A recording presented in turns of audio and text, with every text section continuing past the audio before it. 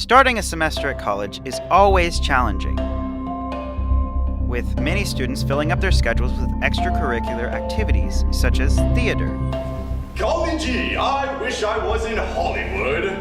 The spring 2015 semester was blessed with entertainment in the form of a musical. Not just any musical, though, but Batboy the Musical. Actors were excited to begin, and on January 28th and 29th, the auditions were held. The participants of auditions were challenged through improv games to test their skills.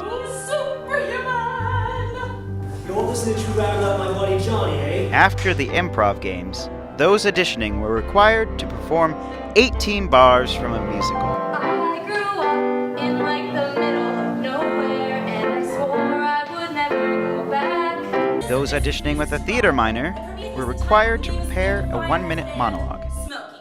Ares has finally come to the truth or the matter that his brother Apollo isn't very bright. Narcissus broke up with himself. So why Batboy?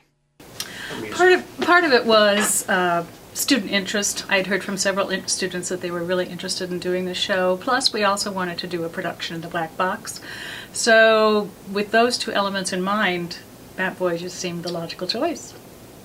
What is Batboy about? This play is highly entertaining, and yet it touches upon some really serious topics such as bigotry and intolerance and racism, all of those kind of really weighty questions, at the same time in a very fun way. You can come to this show and you can laugh and you can enjoy, and all of the topics that are presented are topics that we all deal with every day, whether on a personal level or in a social setting. So we can sort of laugh at ourselves with this particular show. The cast and crew of Batboy hit the ground running, and they worked hard. One man in particular was Brian Begley. Hi, I'm Brian Begley. I'm the technical director at Wayne State College. So how did you come up with the concept for your idea for the set of Batboy?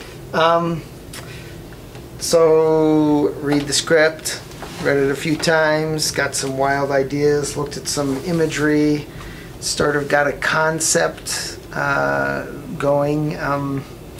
It sort of feels like a person said this. I didn't come up with this.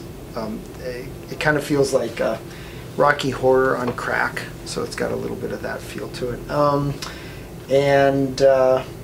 And then we thought about the geography of the space we were in the black box, and I thought it would be fun, which in retrospect was maybe not the best idea, to do it with audience on the two sides, which really limits what we can do with the set. And, of course, you look at what your resources are, manpower, how much set you can build. So we decided to go with a fairly abstract setting. And Gwen, my accomplice in this crime, said that it'd be fun to have a playground equipment, jungle gym kind of thing. So we tried to incorporate some poles and stuff so actors could move around it. As you can see, this model, they've changed quite a bit. I don't have colors or anything on this. Some of the elements changed because we ended up with one set of stairs instead of two. Oops. And here's the hanging sculptures that we got from the dean, that we hung some of those as teeth. And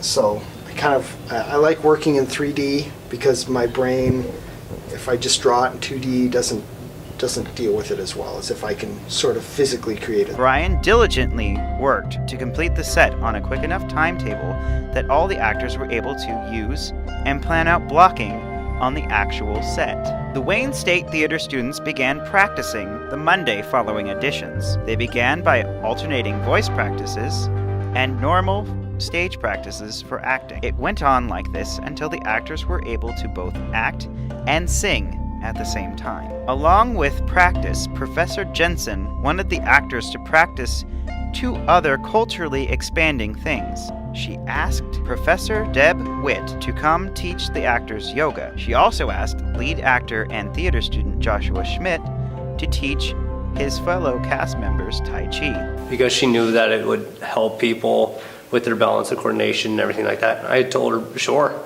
She wanted more flowy movements, which is where the Tai Chi comes in. They were told to incorporate what they learned into their dancing in certain numbers. The actors worked, and before they knew it, the performances were here. All of the actors were called to the performance 2 hours in advance.